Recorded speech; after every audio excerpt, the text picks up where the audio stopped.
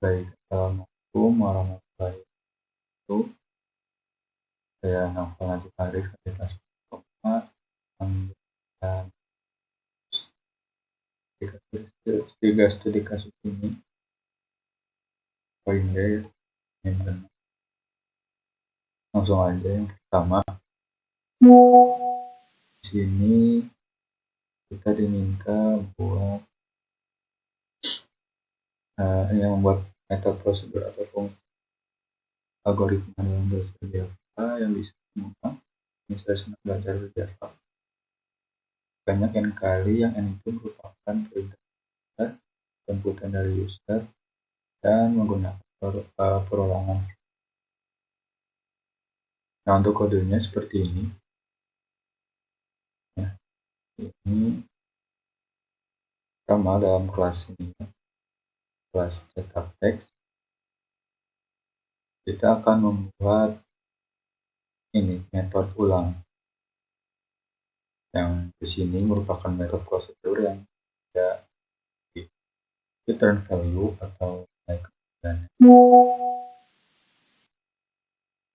Kemudian metode ini memiliki parameter n. Nanti petanya integer. Kemudian dalam metode ini dapat for yang akan mengulang teks ini. Saya sebutkan saja Pak, banyak n kali. Yang n itu kita dapat dari user. Terus setelah metode ulang tadi kita masuk ke metode lain utamanya.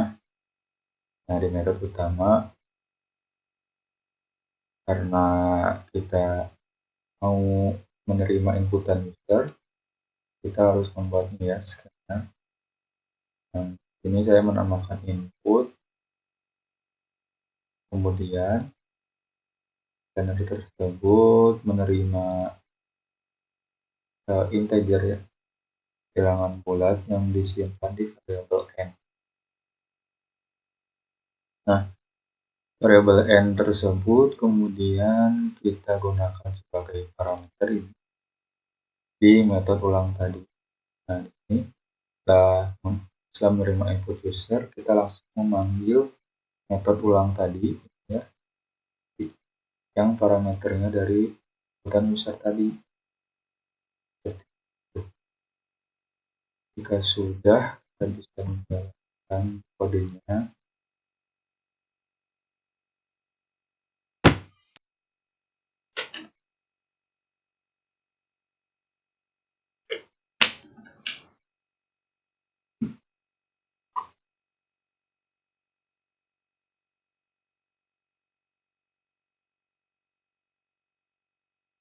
Nah, di sini kita bisa memasukkan bilangan bebas berapa. Misal di sini 5, nah maka akan keluar teks seperti ini. Banyak 5 kali. Terus senang belajar. Pas banyak. Mungkin sekian untuk program yang nomor 1. Di sini saya akan menjelaskan soal nomor 2, yang dimana kita itu diminta metode atau fungsi yang dapat menampilkan jumlah direktif awal dan akhir, yang awal dan akhirnya itu merupakan ini. Nah, langsung aja ini kodenya. Pertama, kita membuat metode fungsi, yang berarti ini mengembalikan nilai. Nah, metode fungsi ini dinamai dengan ini jumlah direct yang memiliki parameter awal plus akhir yang bertipe ya. Kemudian dalam metode tersebut itu ada sum yang ini untuk menghitung jumlah variabel, untuk menghitung jumlah bilangan genap tersebut.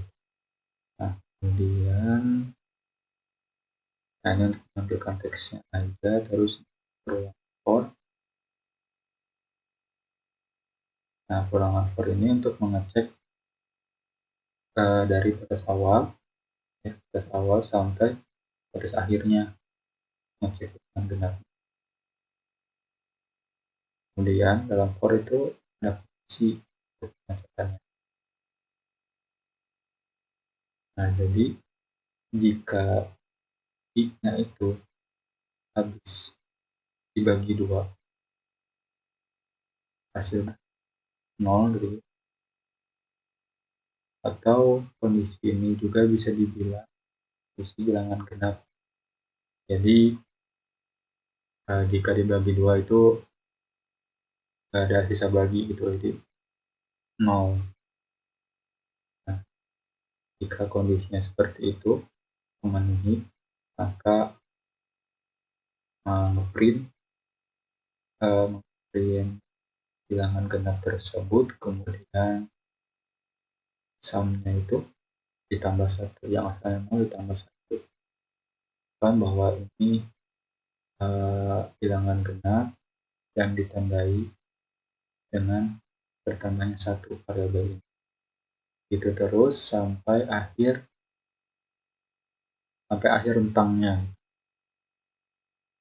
Nah, kalau udah berakhir, di sini kita mengembalikan nilai, yaitu nilai sum tadi, nilai jumlah keseluruhan bilangan genap dari rentang tersebut, berapa jumlahnya.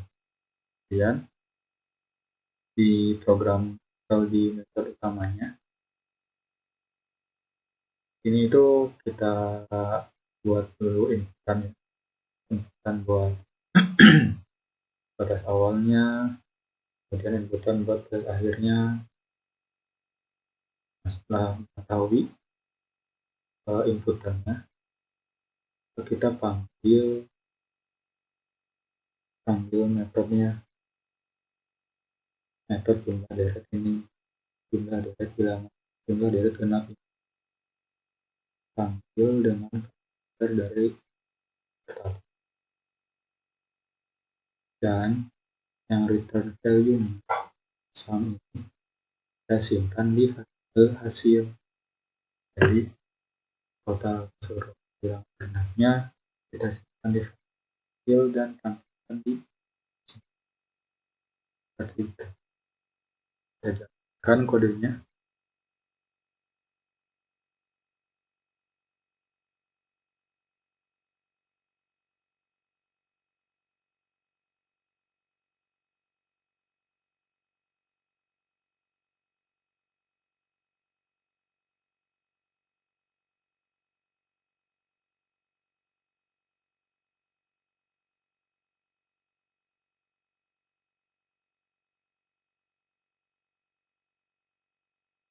Di sini kita masukkan bilangan atau batas awalnya dan batas akhirnya 20. Nah, di sini kita akan mengetahui bilangan genapnya apa saja dan jumlahnya ada berapa. Kayak gitu. Itu mungkin untuk soal yang nomor 2. Kita lanjut ke nomor 3. Yang nomor 3 ini kita diminta membuat metode prosedur atau fungsi yang menghitung pembagi bersama atau yang sering kita ketahui itu FPB dari dua bilangan A dan B yang diinputkan dari inputan user. Nah, untuk metodenya di sini seperti ini. Nih, kita membuat metode fungsi yang berarti di sini kita akan mengembalikan satu nilai. Nah, metodenya itu bernama PB dan memiliki dua parameter, yaitu A dan B, yang bertipe data integer. Kemudian dalam metodenya terdapat kondisi jika B-nya nol, maka kita langsung mereturn A-nya. Yang berarti kalau B-nya itu sudah berarti kita dapat mengetahui FEB-nya dari nilai A. Kenapa bisa? Saya sudah jelaskan di video sebelumnya. Ya, kita lanjut aja ke sininya. Nah, jadi kalau B-nya udah 0, kita bisa mengetahui FEB-nya di variabel A-nya. Jadi kita langsung nge-return A. Nah, jika belum 0, kita return ini, return si metode FEB ini, atau bisa dibilang ini tuh namanya metode rekursif, yang berarti kita memanggil metode yang sama di dalam metode tersebut. Jadi metode FEB ini dipanggil di dalam metode FEB. Berarti dimakan metode rekursif diri sendiri gitu. Nah, dengan cara ini itu menjadi salah satu alternatif ya, kita bisa menggunakan atau bisa mengulangi suatu metode secara terus menerus itu tanpa menggunakan perulangan for, while, dan lain sebagainya. Jadi kita melakukan perulangannya dengan metode kursif ini. Kemudian tadi ya kondisinya kalau nggak B-nya kita nggak rekursif si FEB ini atau menjalankan kode FEB ini yang parameternya. Nah, parameternya di sini yang berbeda, yang sudah saya jelaskan sebelumnya di video sebelumnya. Yang B sebelum modulus kita pilih A, dan yang B-nya itu modulus dari A dan B yang sekarang sudah di moduluskan.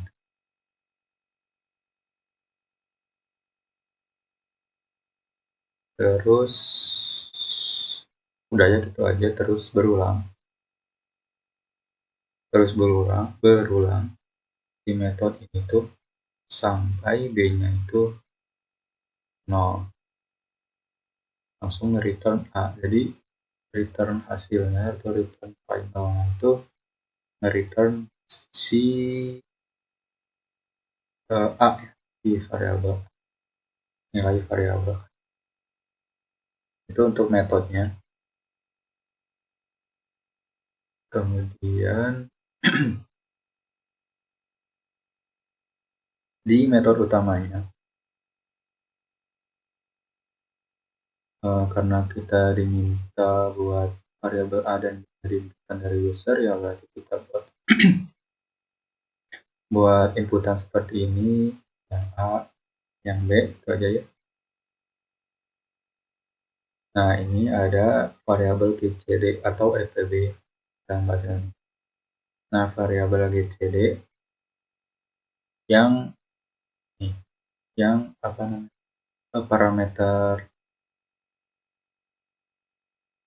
parameter dari metode FEB ini itu awalnya A dan B.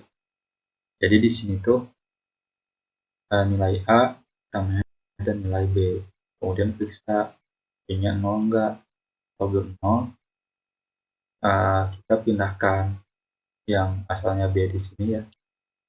B awalnya ini kita pindahkan ke sini, dan yang nilai yang di sininya, yang tempat nilai B sebelumnya itu jadi diisi dengan modulus A dan B. Jadi tukar tempat. Asalnya B di posisi yang ini, pindah ke posisi yang A yang pertama, dan yang posisi B ini diisi dengan modulus A dan B. Kayak gitu. Terus berulang ya sampai B-nya mau return A. Nah, kalau udah mau return A, kita simpan di variabel GCD ini nilai return A tadinya. Kayak gitu. Jika sudah menemukan gitu ya nilai FVB-nya, lalu kita output di ini sistem print out, sistem out print lainnya ini membagi bersama terbesar atau GCD atau FVB dari A dan B adalah GCD yang isinya itu return, GCD ini return dari return A, kayak gitu. Untuk yang metode mencari FVB ya. Langsung kita coba jalankan kodenya.